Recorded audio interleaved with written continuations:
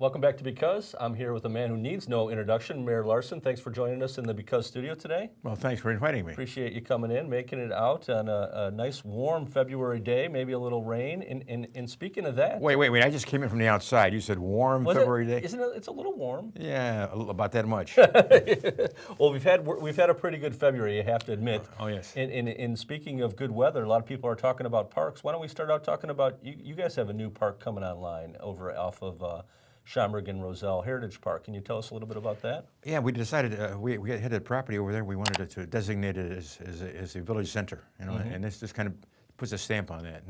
And the folks who are going to be in that the motif are some of the pioneers who founded Schaumburg. Very neat. Back on the turn of the past century. Okay. So, and the tiles aren't put up there yet, but they will be, well, I'll get you a copy of the plan. Yeah, that would be neat. You could share that with your no good park board members. Yeah, the usual suspects. Yeah, right? exactly. You know. I'm sure they'd love to see it, but I think it's a really. I'm sure they would rather have it at Chandler's, but maybe they need. Yeah, we'll give them the plan at Chandler's. Okay. But I think the Heritage Park it's a really neat concept. I think now more than ever, you know, as generations continue to evolve and change, I think reminders of where we've come from as a community. I think it's a really neat initiative, that Heritage Park. There's a rich history that Schaumburg has, and that helps celebrate it. Right. Really. Yeah. It'll be just a destination point, I think, especially for the folks who might want to go to El Mason restaurant. Right. They could stroll and. And speaking of transportation, Heritage Park, there's going to be a slight modification to Roselle Road. A turn lane. Okay. There'll be a turn lane from Roselle Road south to Schaumburg Road. That'll be really nice. It'll help the congestion. Yes, it gets busy over there. Yeah.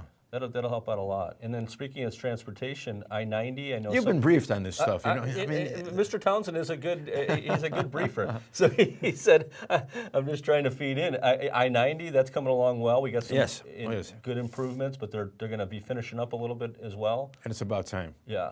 Right. So they're due to be done this year sometime with what is it, the Meacham and Roselle? Because Meacham is not quite done yet. Yeah. But Roselle is done. Nice thing about that too is that the Toll Highway Authority has done a great job in terms of funding. You know, funding for transportation improvements. You know, when nobody else has the money, they have the money to do the job right, and they did it as far as Jane Addams. They did. It's certainly going to benefit Schaumburg substantially as far in terms of shopping, in terms of commuting, and in terms of going west, or, you know, just all around. They've done a great job. I think that's important from the standpoint of partnerships.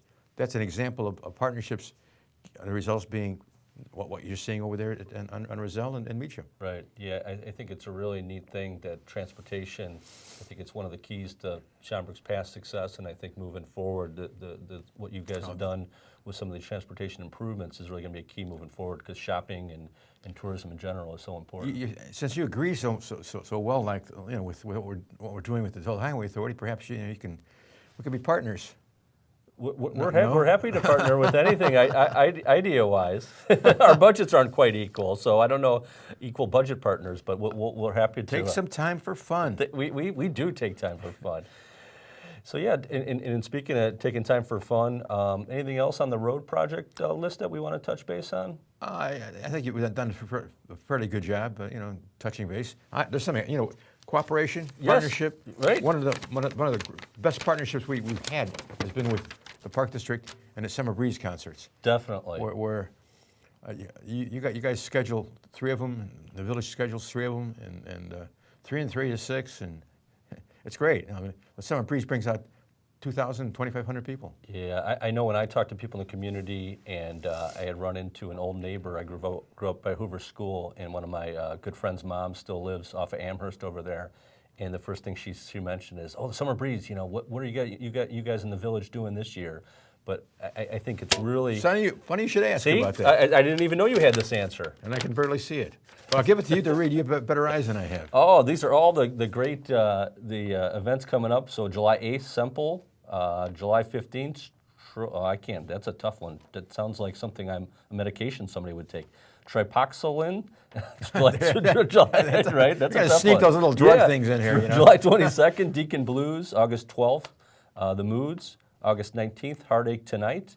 And then August 26th, Frank Winkler and the Symphonic Pops. What a great schedule. And again, I think the combined committee does a great job of the diversity of the music groups. And then for Summer Breeze concerts, they're great. They're free, and people love them. Great events. You know, again, we've been very fortunate not to get it rained out. Good weather and good friends. And again, I think more now than ever too, kind of like the Heritage Park, you know, community gathering spots, and Summer Breeze is that, right? It's Absolutely, it's a good absolutely. community gathering spot. It provides People bring little portable tables, Right. and spread their blankets, and the guys like me, I got a folding chair, you know.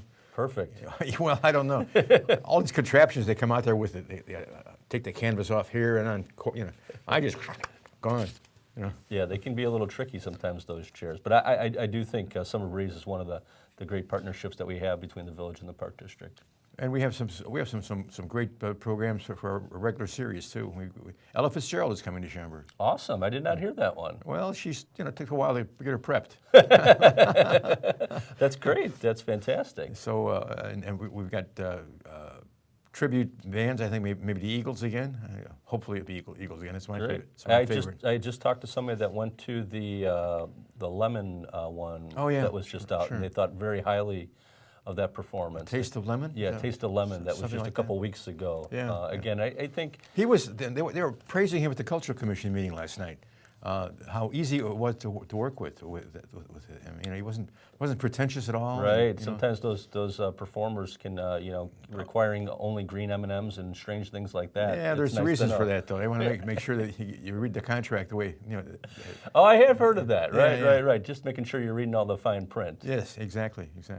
Tell us a little bit about anything, I know development-wise, and although Motorola doesn't own the property, there'll be some...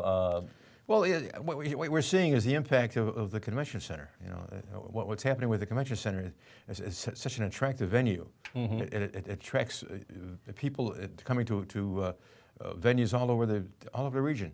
And what happens then after a while, you start getting an interest on the part of restaurateurs. Right. They want to come to Schaumburg. So that convention center breeds additional hotels, Right. breeds additional restaurants, and of course that keeps our tax base lower and provides sufficient revenue so you guys can plan to have fun. Right, yeah, it gets all back to that take time for fun. Oh, that's true. That's true.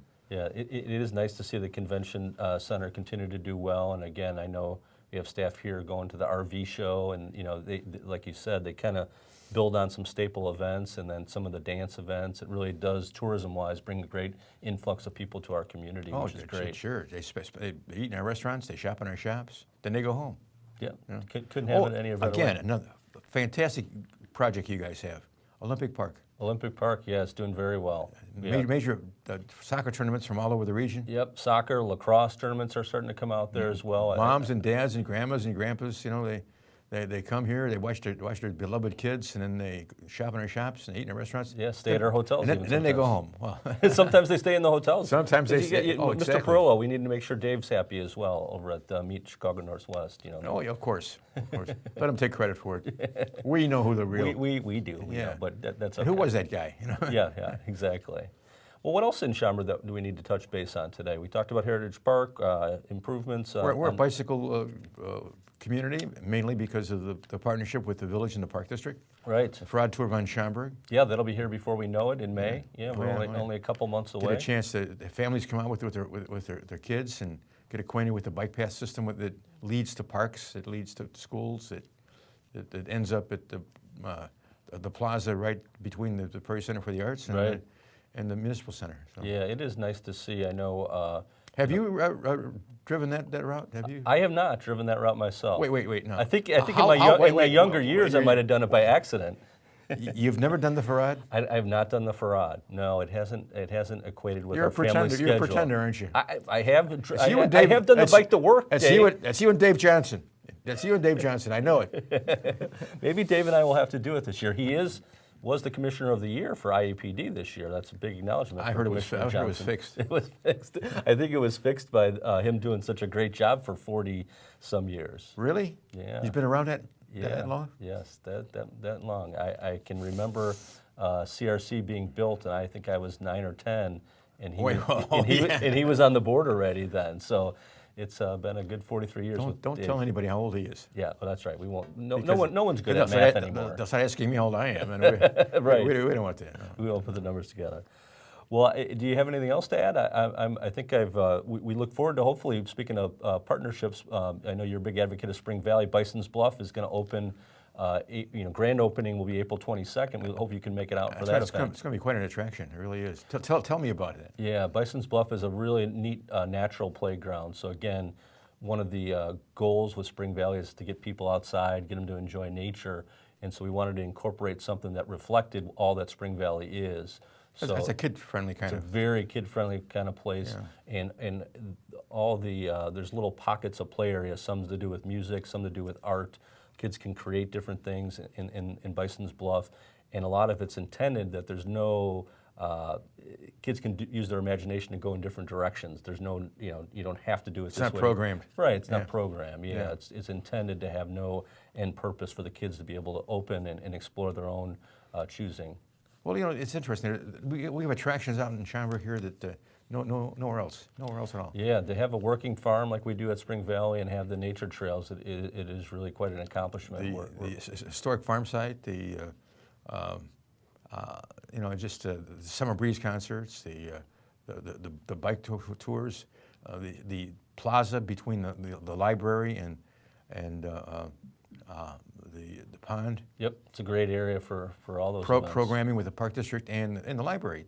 Yep, library does a great job. That's a great partnership there. Yep. People come out and learn how to ballroom dance. Yep, yeah, that's neat stuff.